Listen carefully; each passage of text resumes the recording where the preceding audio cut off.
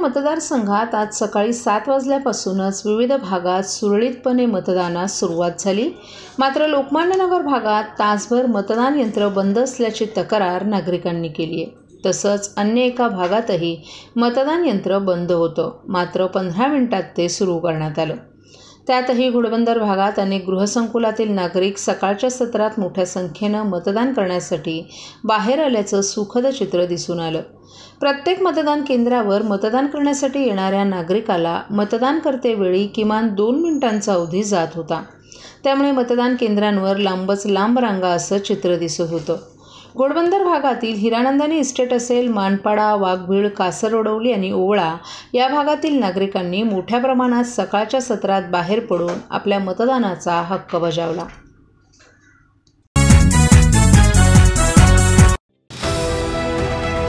TJSB सौर शक्ती कर्ज, go green, करा वीज बिलावर बचत.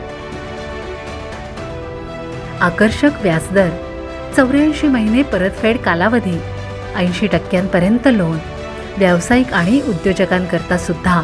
अधिक माहितीसाठी तुमच्या जवळच्या शाखेला भेट द्या किंवा संपर्क साधा.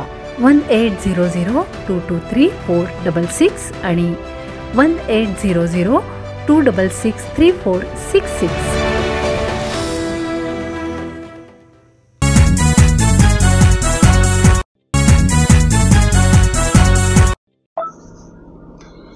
कल्याण डोंबिवली महायुतीचे उमेदवार डॉ. श्रीकांत शिंदे यांना आज त्यांची आई लता शिंदे आणि पत्नी वृषाली शिंदे ओवाळून त्यांना शुभेच्छा दिल्या. यावेळी मुख्यमंत्री एकनाथ शिंदे देखील उपस्थित होते. त्यानंतर त्यांनी किसननगर येथील मतदान केंद्रावर आपला मतदानाचा हक्क बजावला.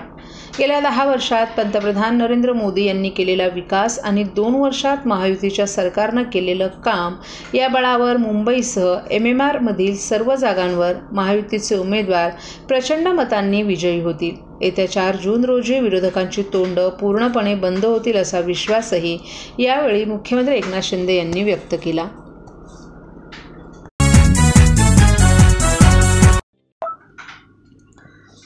राज्यात आज लोकसभा निवडणुकीच्या 5व्या आणि अंतिम टप्प्यातील मतदान पार पडणार आहे. मुंबईतील 6 मतदारसंघ ठाणे, कल्याण, नाशिक, पालघर आणि भिवंडी या लोकसभा मतदारसंघांमध्ये मतदानाची प्रक्रिया पार पडणार आहे. मतदानाच्या पार्श्वभूमीवर राज्याचे मुख्यमंत्री एकनाथ शिंदे यांनी आपली प्रतिक्रिया दिली आहे. आज राज्यातील शेवटचा टप्पा आहे. मतदारांनी जास्तीत जास्त संख्येनं बाहेर पडावं. काही ठिकाणी तांत्रिक अडचणी आल्या होत्या, त्या दूर झाल्या असल्याची माहिती एकनाथ शिंदे यांनी दिली आहे.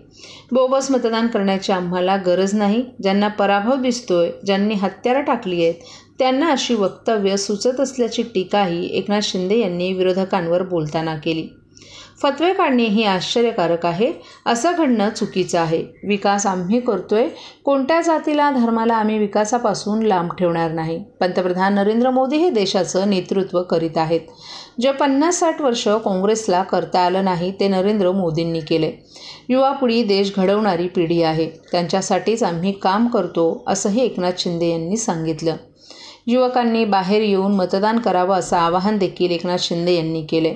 ठाणे, कल्याण, भिवंडी हा युतीचा बालेकिल्ला आहे. ठाणे, पालघर आणि मुंबई या जिल्ह्यातील सर्व जागांवर महायुतीचे उमेदवार निवडून येतील. बाहेर गेलेला मुंबईकर आम्ही परत आणणार असंही एकनाथ शिंदे यांनी सांगितलं. तसंच उद्धव ठाकरे तोंडावर कधीच आपटलेत, आता त्यांची तोंड फुटतील असा घणाघातही एकनाथ शिंदे यांनी यावेळी केला. आणि दीपक केसरकर किंवा इतर जे काही नेते त्यांनी देखील याच्यावर आरोप व्यक्त केले आहेत.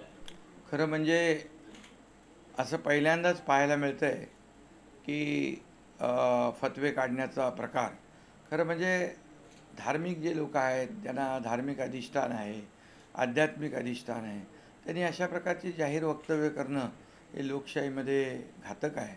मग ते हिंदू असतील, मुस्लिम असतील, कुणी असतील. परंतु यावेळेस दुर्दैवाने अशा प्रकारचे फतवे निघाल्याच्या अनेक घटना घडलेल्या आहेत.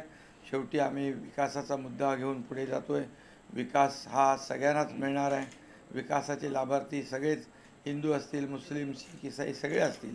आणि जे काही धर्माधर्मामध्ये, जातीजातीमध्ये तेढ निर्माण करण्याचा प्रयत्न करत आहेत, जातीजातीमध्ये विष कालवण्याचा प्रयत्न करत आहेत, त्याला या महाराष्ट्रातली जनता थारा देणार नाही. आणि या निवडणुकीमध्ये त्यांना घरचा रस्ता दाखवतील. सर, मोदींना देखील शिव्या देण्याचं काम विरोधकांनी केलेलं आहे, याचा परिणाम दिसेल या निवडणुकीमध्ये? मोदीजी आज देशाचं नेतृत्व करतायत. आज आपण 10 वर्षामध्ये केलेली कामं आपण मोदीजींची पाहिलेली आहेत, जी 50-60 वर्ष काँग्रेसला करता आली नाही, जमली नाहीत, पुढे 100 वर्षात देखील जमणार नाहीत. खासदार राजन विचारे यांनी आज ठाण्यात आपल्या सहकुटुंब ठाण्यातील सिद्धिविनायक मंदिर, धर्मवीर आनंद दिघे आणि भारतरत्न डॉक्टर बाबासाहेब आंबेडकर यांचे आशीर्वाद घेऊन सरई येथील सेंट जॉन शाळेत जाऊन आपला मतदानाचा हक्क बजावला. यावेळी त्यांच्या असं निदर्शनास आलं की ठाण्यातील बहुतेक मतदान केंद्रांवर सकाळी लवकर बोगस मतदान झाले. मतदार राजा त्या ठिकाणी गेल्यानंतर त्याला कळतं की आपल्या नावाचं मतदान दुसऱ्यांनीच केले. यासाठी आपल्या मतदानाचा हक्क वाया घालवू नका. आपलं मतदान करण्यासाठी निवडणूक आयोगानं 17 नंबरचा फॉर्म भरून पोस्टल बॅलेटद्वारे टेंडर करून देण्याची ही सुविधा दिली आहे. त्यामुळे प्रत्येकानं मतदान करावं असं आवाहन शिवसेना उद्धव बाळासाहेब ठाकरे पक्षाचे राजन विचारे यांनी मतदारांना केलं आहे.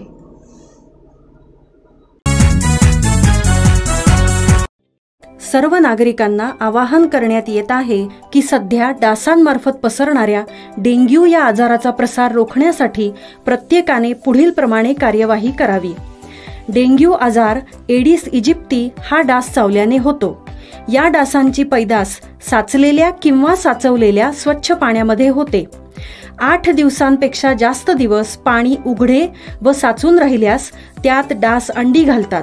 अंड्यांच्या अळ्या तयार होऊन पुढे डास तयार होतात. यासाठी आपल्या घरातील पाणी साठे, उदाहरणार्थ बॅरल्स, पिंपे, टाक्या, हौद, रांजणे इत्यादी दर आठवड्याला रिकामे करून घासून पुसून कोरडे करून पुन्हा भरावे. 1 दिवस कोरडा दिवस म्हणून पाळावा.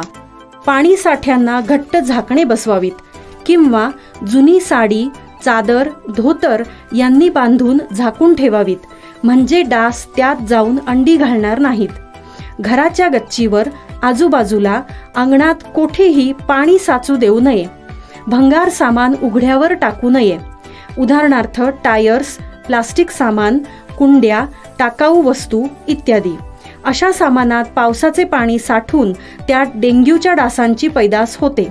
घरातील कूलर्स, फ्रीजच्या पाठीमागील ट्रे हे देखील वेळोवेळी कोरडे करावेत. लक्षात ठेवा, नुसत्या फवारणीने डास घनता कमी होत नाही, तर त्यासाठी डास पैदास ठिकाणे नष्ट करणे ही आपल्या सर्वांची जबाबदारी आहे.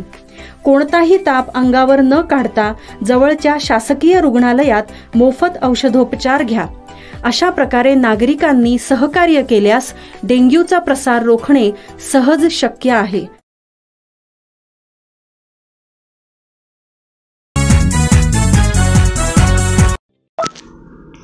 आम्ही आजपर्यंत कायम राजकारणापेक्षा समाजकारणाला प्राधान्य दिले. निवडणुकीची अग्निपरीक्षा आमच्यासाठी नवीन नाही. कल्याण लोकसभा मतदारसंघात श्रीकांत शिंदे आधीच निवडून आले आहेत अशा शब्दात मुख्यमंत्री एकनाथ शिंदे यांच्या पत्नी लता शिंदे यांनी विजयाचा विश्वास व्यक्त केलाय.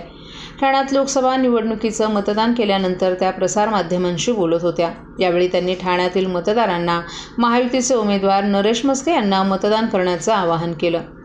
महिलांनी आज घरातील कामं बाजूला ठेवावीत. सगळ्यांनी मतदानासाठी खाली उतरा, दुसऱ्यांनाही खाली उतरवा आणि नरेश म्हस्के यांना मतदान करा असं लता शिंदे यांनी म्हटलं आहे. श्रीकांत शिंदे यांच्यासाठी तुम्ही मतदारांना काय आवाहन करणार असा प्रश्न लता शिंदे यांना विचारण्यात आला. त्यावर त्यांनी डॉक्टर श्रीकांत शिंदे हे खासदार आहेत, ते आधीच निवडून आले असून त्यांच्याबद्दल काय सांगणार, जनता त्यांच्यासोबत असल्याचं त्यांनी सांगितलं. श्रीकांत शिंदे हे भरघोस मतांनी निवडून येत कल्याण लोकसभा मतदारसंघातून विजयाची हॅट्रिक करतील असा विश्वासही लता शिंदे यांनी व्यक्त केला. राज्यातील लोकसभा मतदारसंघांमध्ये शिंदे गटाचे उमेदवार उभे आहेत. ही एकनाथ शिंदे यांची अग्निपरीक्षा आहे का असा प्रश्न लता शिंदे यांना विचारण्यात आला. यावर लता शिंदे यांनी लोकसभा निवडणूक अग्निपरीक्षा वगैरे वाटत नाही. आमच्या नवसानसात समाजकारण भरलं आहे, त्यामुळे निवडणुका शिंदेसाहेबांसाठी नवीन नाहीत. आम्ही पहिल्यापासून राजकारण करण्यापेक्षा समाजकारण केलं असल्याचं लता शिंदे यांनी सांगितलं.